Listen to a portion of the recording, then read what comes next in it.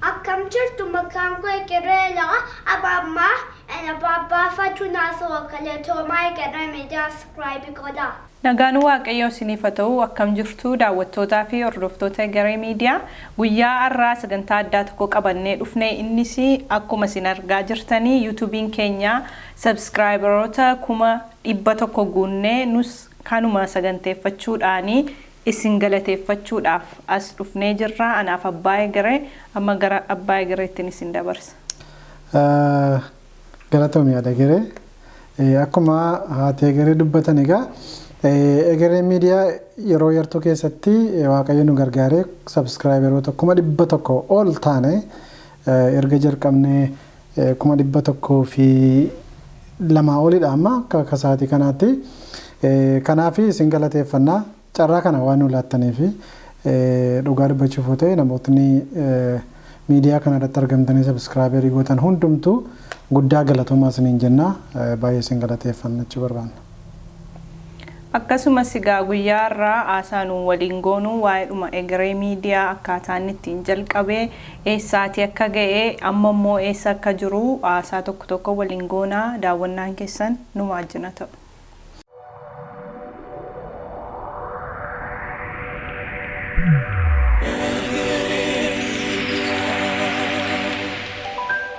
Egeree Media yoom jalqabee maaliif jalqabee eessaa jalqabee isa jedhuu fi waan baay'ee haasa'uu dandeenya garuu wantoota xixiqqoo akka kaasuu dandeenya irraa isa keessaas immoo akkuma beektan egaa durii faarfannaa kan argannu kaasetii fa'iin ture. Kaasetii ishee rurrukutanii iskiriptoo fa'iin naannessanii teeppii keessa kaa'an fa'aa jalqabee jechuudha faarfannaanii.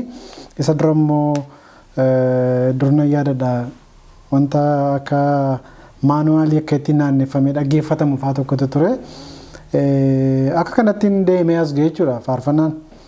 Kanumaaf ittuma deemuu gara CD'tti darbee CD irraa immoo amma sadarkaa VCD gara daddaatti deemaa jira jechuudha. Kanaaf Egeree Media maaliif sagantaa kana jalqabe jennee yeroo yaadnu immoo dureetu CD'n hin jalqabin fuuldura akkuma sila dubbate egaa kaasetiidha. Kaaseta booda CD'dha. CD booda biyya kan argannu jechuudha keessumaati. Aarsaa Galataa kan jedhamutu jira ture. Waldaa ani keessatti waaqeffachaa ture. Dhaabbatuma Aarsaa Galataa jedhamutu ijaarame maqaa Aarsaa Galataatiin waldaa keenya keessatti obboleettiin keenya Saaraa Nabiyyuu haadha manaa Phaawulos Tagany jechaadha. Isheetu geggeessaa ture karaa masana faarfattoota akkaataatti CD'n isaanii duplikeetii ta'e faarfattoota gargaaraman tokko irratti hojjetamaa ture. Yeroo murtaa'e booda inni sinnaafee asumaan illee Saaraa Nabiyyuu galateeffachuun barbaada. Yeroo sana siidota baay'eetu duplikeetii ta'anii faarfattoota keenya baay'eetu gargaaramaa turanii. Isa booda erga sun hafe egaa namni hundumtuu karaa mataa isaatiin kan inni CD argachuuf yaalii godhu. Anis CD argachuuf ergisii yaalii godhaan ture. Yaaliin godhe keessaatiin jalqabaa CD biyya akkanaa dhufu gaafachuudha. Keessumaa immoo haati Egeree biyya turte yeroosi haadha Egereedhaanii CD na ergifaa ittiin jechaan ture. Achumaan CD achi haaraa ba'anii nu bira dafanii waan hin geenyee fi akka ammaa kana iTunes irratti fe'uun Amazon irra maal irra CD beebii kanarra hin jirani. Kanaaf haadha Egeree CD na ergiti turte karaa mana poostaa jechaadha. Inni kaan cabee karaatti kan na jalaa hafeefaa jira wantootuma akkasii. So kana keessatti CD tokko na ergite. CD'n kun immoo CD Bafiqaaduuti. CD Bafiqaaduu kana naggeeffadhee natti tolee na gammachiise. Egaa biyyattuu amma namnoo CD lafatti CD playeriinis hin jiru ture egaa yeroo sana. CD playerii nama qabu nama yartuutu qaba nama hundumaatu qaba miti. Keessumaa baadiyyaa keessatti rakkisaadha magaalaa keessa jiraachuu danda'a. CD sana duplikeetii godheen Bafiqaaduu waldaama keessatti gurguree jechaadha. Ofii kootiin dhaabadhee gurgureen Bafiqaaduudhaa fi qarshii murtaa'e erge biyyatti. Bafiqaaduun gaarraa ammallee Kanaadaa jira. yeroosi biyyuma ture. Ergan isa ergee fi booda Bafiqaaduuni baay'ee gammade akkaan irraa dhaga'utti. Waanti xinnoon kun amma kana nama gammachiisaa jedheetanii erga waan nuti xinnoon kun nama gammachiisaa ta'e jedheen xinnoo ishee keessaa koona dhufe gaafarattoota kana gargaaruu ni danda'ama jedhee mayyaadaa dhufe. Teellaa keessa gaa CD'n iyyuu hafee immoo gara VCD'tti darbee haasaa kun akka gabaabsaa achumaan maaltu ta'a amma gaa teellaa keessa yeroo CD'nis hafaa deemee namooti gara VCD'tti darbuutti ka'anii VCD'dhaaf immoo namni TV iyyuu hin qabu garuu namni CD dhaggeeffachuu dhiisee televezyiinii ilaaluu barbaaduu jalqabee isa booda mucaan tokko asiiti biyyatti galee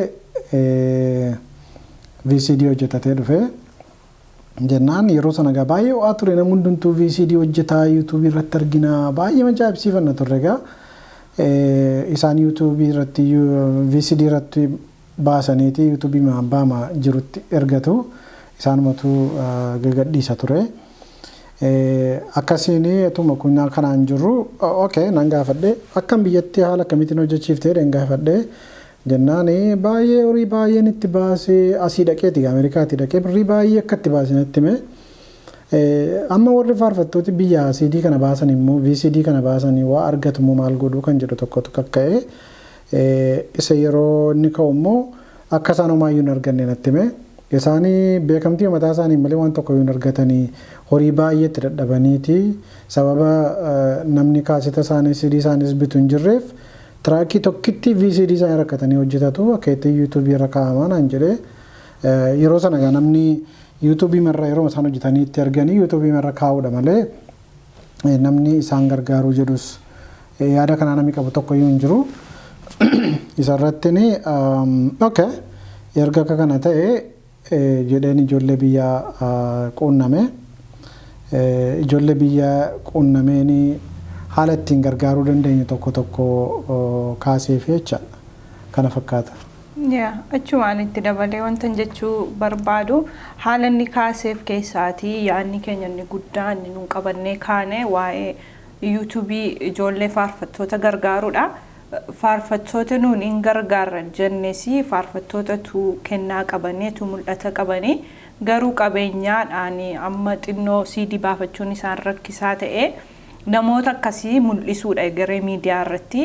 Fakkeenyaaf faarfattoonni bebbeekamoon jiru garuu isaan already beekamaniiru garuu kaayyoon keenya inni jalqabaa Egeree Meediaan irratti xiyyeeffatee mul'ati isaan ni jalqabaa faarfattoota hin beekamiin akka isaan argamanidhaa fi live worshipidhaan jalqabne jechaadha gara YouTube. Isa irratti dabaluu fi etuu waa'ee live worshipii sanan ga'ini haala akkamitiin gargaaruu dandeenya kan jedhu tokko yaadne isa booda ijoollee warra muuziqaa hojjetanii fi warra viidiyoo hojjetan biyyaan quunname erganii quunname yeroon kas godhe jedhu gaa walumaan goona gaasinii gala. So nama tokkoof hin bilbilee faarfannaa tokkotu hojjetamaa ture. Faarfannaan kun immoo faarfannaa hirphaati. Hirphaa baay'iruu jechaadha. Kan garaa na raasu hin jiru isa jedhu jechaadha. Faarfannaa sanatu hojjetamaa jira. Poosterii masaa argeenii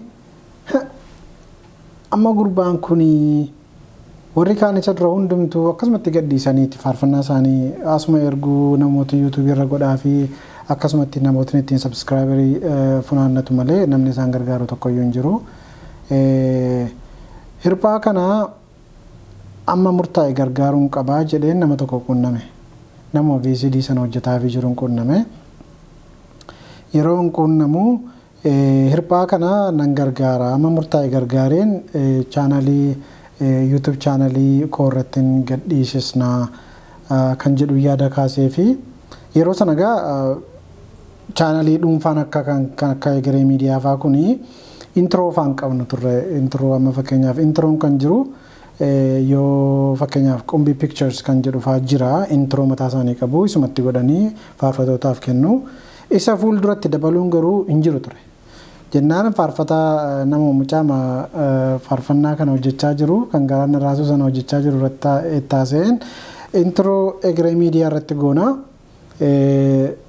Isa booda faarfannaa kana waliin gadhiisa chaanalii koo kana irratti gadhiisna. Mucaa kana garuu nan gargaaraan jedheen. Jennaan qarshii 15,000 fidinaan jedhanii. Qarshii 15,000 egaa yaada isinitti mul'atu. Qarshii faarfattootaaf kennuun yeroo sanaa hin jiru. 15,000 miti 5,000 namaa kennuun iyyuu hin jiru ture. Jennaan erga akkas ta'ee isuma qunnamaadhaan isa qunnamuuf yaalii godhee isa argachuu hin dandeenye. Maaliif wal qunnamtii isaan qaban ture walii wajjin hin haasofnu feesbuukii irrattis barreesseef hin ture hin arganne hirphaa nama dhaggeeffataa jira deeman yaada. Feesbuukii kee garagalii ilaali most probably hin argitadhe yaada. Argachuu hin dandeenye kana gidduutti faarfannaan hirphaa kuni intro wajjin akkuma haasofnetti faarfannaa bakka biraatti gadhiifame jechaadha. Egaa piroosesii isaa keessa galuun barbaadu garuu wanti guddaan faarfattootni akka gargaaramaniif carraa banee isa booda live worshipii jalqabne live worshipii eebbaa dirribaa wajjin jalqabne live worshipii ijoollee dhumaa dandeettii qaqqabanii akka inni waaqeffachii faarfannaa wanti waaqeffachiisan hojjetu irratti walii gallee isaa wajjin torbaniin sagantaa jalqabne. Haaluma kanaan faarfattoota gargaaruutti itti fufne. Kanarra geenya jechuudha. Kana fakkaata akka kanattiin live worshipii jalqabnee suma jedhu itti dabaluufanii amma kana haasa'e.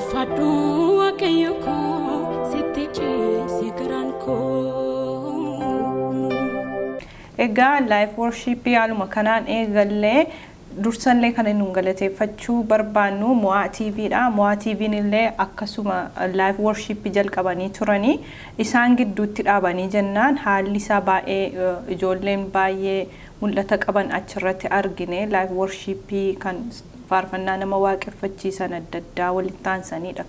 Faarfannaa isaan faarfatanii akkasuma illee faarfannaa isaaniitti dabalaniiti. Nusi sumarraa sumanni dhaabbate irraan kaanee eebbaatti taasee akkuma abbaan Egeree jedhe karuma eebbaati kan hojichi jalqabee waaqayyo nu gargaaree nullee amma kana bal'atee subscribe 100,000 guunna jennee yaanne garuu hojiinsaa hojiima waaqayyooti. Kanaaf gara faarfattoota naannoo 250dha kan nu nammarraatti gargaarre gara fuulduraattis egaa ittuma dabalaa deemna jedheen yaada.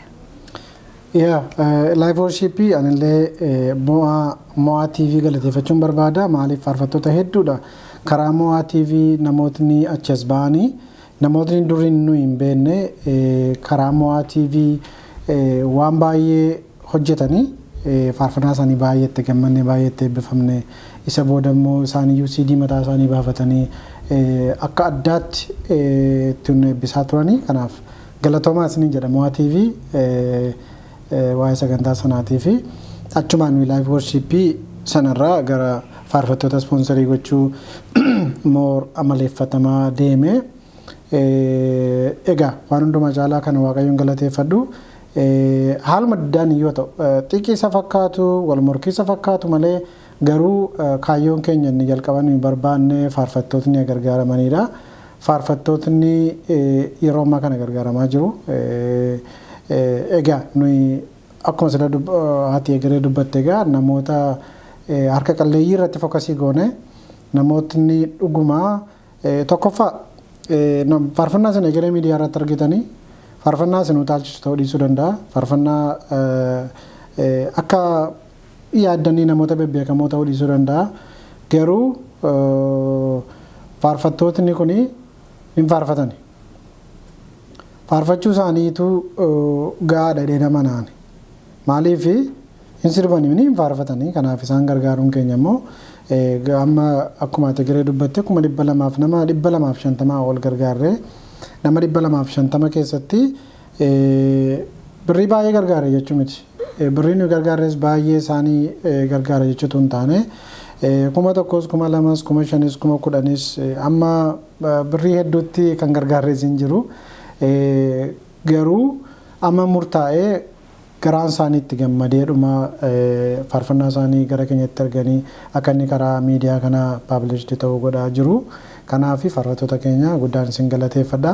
Iddoo baay'ee jirtu baay'een isaanii keessumaati namootni amma nuyi haasofnu kuni namoota asii walitti qabdanii walijjiniin galateeffachuu dandeessan miti. Baay'een isaanii baadiyyaa keessa jiru. Baay'een isaanii bilbila kan hin qabne faatu jiru. Namootni ani iddoon jiru neetwoorkiin hin jiru gaxariin jiraadha namoota naan jedhan baay'eedha. Kanaaf amma kana jechuudha. Kanaaf isinis immoo kaayyoo Egeree miidiyaa kana bira dhaabbattanii sabskraayibarii 100,000 yeroo amma yeroo gabaabduu amma kanaa keessatti miidiyaan dhuunfaa amma kanaa guddate hin jiru yoo hin jedhee of tuuluu natti hin fakkaatu. Maaliif ijuma keessaniin argitanii Egeree miidiyaa waggaa tokkoof wayi duradha kan 20 galle jennee lafa cirree galateeffachaa turre. Amma immoo kun 100,000 taane yeroo gabaabduu keessatti kanaaf guddaa galatooma. Ittuma dabalallee sagantaa kan biraallee jalqabneerra isa immoo Egereetu nu dubbata.